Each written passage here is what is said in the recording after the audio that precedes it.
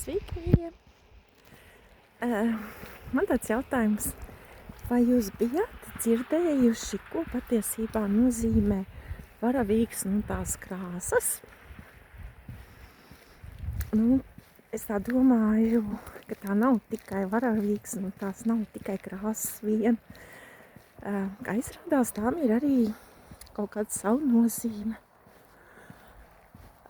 Viena lieta ir tā, ka sajaucot visas krāsas kopā, gala rezultātā sanāk balta. Un balts, es pat varētu saukt to par pilnības krāsu varbūt. Tāda kā pilnība. Tāpat arī cilvēku garīgajā izaugsmē ir pastāv tāda pilnība, ka patiesībā cilvēkiem jātiecās. Un ko te patiesībā nozīmē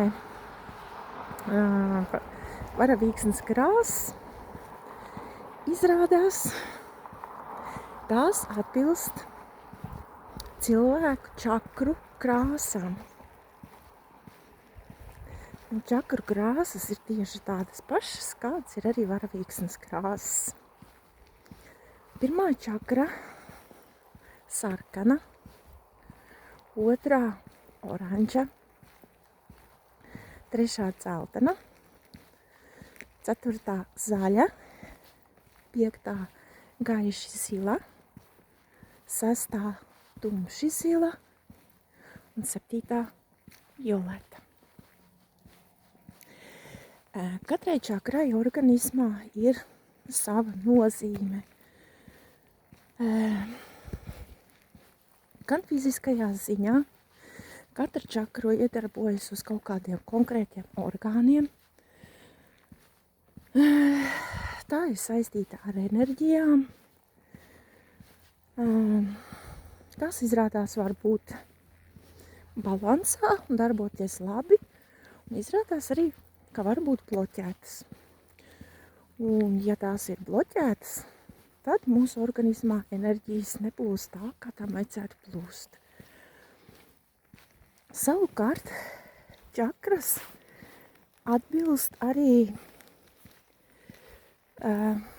vairākiem mūsu ķermeņiem. Izrādās, mums nav tikai viens ķermenis, vien fiziskais. Mums patiesībā ir vairāki ķermeņi, bet tie pārējie nav redzami. Kā tad patiesībā mums ir ķermeņi? Protams, pirmais ir fiziskais ķermenis, ko mēs jūtam, sataustam, redzam. Bet pārējie ķermeņi mūsu acīm ir neredzami. Un kā tad tie ir?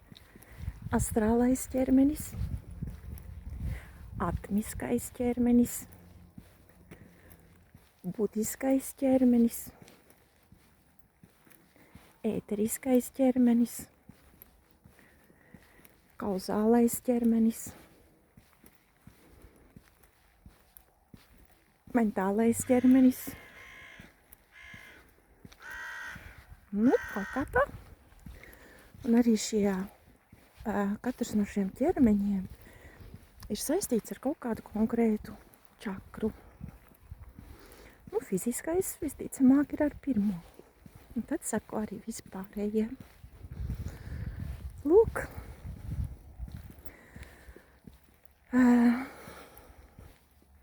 Tā ir varavīksnes nozīme. Varavīksne izrādās nav tikai varavīksne vien.